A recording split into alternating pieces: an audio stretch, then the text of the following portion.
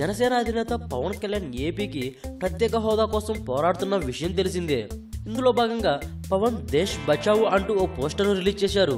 ఇంకో పోస్టర్లో ఆవేశంతో పిడికిలి బిగించిన పవన్ ఉన్న ఫోటోను రిలీజ్ చేశారు. ఈ సందర్భంగా గుంటూరు శేషేంద్ర శర్మ రాసిన వాక్యాల్ని తన ట్విట్టర్ ద్వారా పోస్ట్ చేశారు.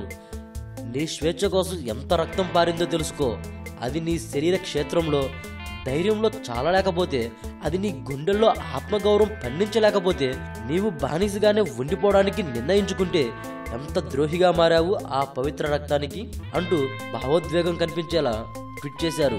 ఇంకో ట్వీట్లో, మేము పూల గుత్తులకు వేలాడే వసంత ఋతువులం కాదు, వట్టి మనుష్యులం.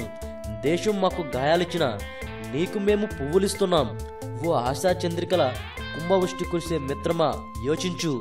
ఏం తెస్తావో మా అందరి కోసం. ఓటు అనే బోటు మీద ఒక సముద్రం దాటావు అని పేర్కొన్నారు.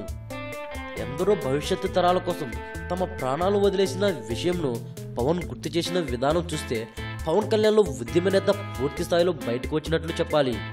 ఎలాగైనా ఏపీకి ప్రత్యేక హోదా తీసుకురావడానికి పవన్ ప్రయత్నం గొప్పదిగా కనిపిస్తుంది. ఇది జరగాలని మనస్ఫూర్తిగా కోరుకుందాం.